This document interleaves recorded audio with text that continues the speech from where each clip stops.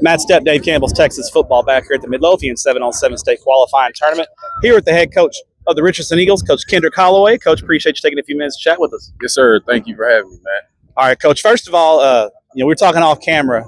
Last year, the Eagles got their first playoff win since 1992. And so I know when you took over the program, kind of reshaping it in your image and kind of turning this thing around. What has been the biggest factors in this turnaround? Really just the mindset and the kids. They're bought in. They were bought in. I had the privilege of being in Richardson ISD, so I was at Berkner. I got to see Richardson kind of from afar. We played them over the course of the time I was there at Berkner. But I got to see they have kids. They got good size. They have some athletes. So that job was intriguing to me. Just knowing how Richardson ISD is with the leadership from our superintendent and our athletic director. So I was like, man, if I ever got an opportunity, that's a job that I feel like I want to apply for. But like I said, from day one, the kids worked hard. They had that hunger to want to be good. Just having a change of the guard and being able to come in and lay the foundation and bring some excitement to the program. And the kids fed off of it. Now that you've had some success, though, now it's a matter of, are we going to be satisfied with that success? And I know you're not satisfied with that success. What's the message to your kids? Because you guys have had some success, now you have a little bit of a target on your back. It's different when you're now the hunted versus the hunter. How do you guys handle the success and handle the expectations going into 2025? Because I think now people are expecting you guys to contend for a district championship, contend to play 2-3 rounds deep. How do you guys handle those expectations? Like I tell our kids every day, just keep stacking days. People are going to be hunting us. We got to continue to be the hunter, not the hunted. And it starts with how we approach every single day. Start with summer workouts where we're in right now. Understanding the magnitude. We did have some success in the last season, but also understand that we have a target on our back, and some of those teams we beat in non-district and in district play are chasing us now as we're chasing the Jesuits and the Lake Highlands and the Pierce in our district, the teams that we actually lost to. So just trying to continue to close the gap and start with why. Tell our kids this is why we didn't have success in certain games and build off that and come together even more. Now, you guys are 1-1 on the day. You got one more game left.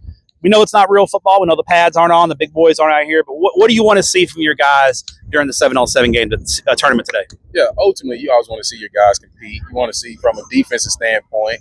You want to see guys communicating with each other. I always was told, and as a head coach, you see it, a quiet defense is probably not going to be a good defense. So I love the way our guys are communicating and playing hard and just looking at certain techniques and certain coverages that they're calling out there. Then from an offensive standpoint, our quarterback, just watching him, how he's operating the offense and getting everyone lined up. Certain plays he calls and trying to figure out why is he calling that. Or you may see something from in the past, like he's learned from, hey, I may not want to call that versus this coverage. And actually reading the defenses and receivers, are they running their routes full speed, or they're able to read the coverages and have those sight adjustments to where they may break a post instead of a corner route. So, all right. Now, looking ahead to 2025, hopefully, I know spring ball wrapped up. You guys are in the middle of summer strength and conditioning right now.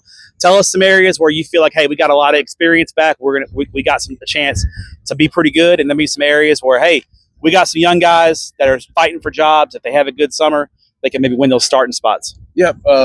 Unfortunately, we lost a bunch of seniors, of guys that were 3-year starters in the program.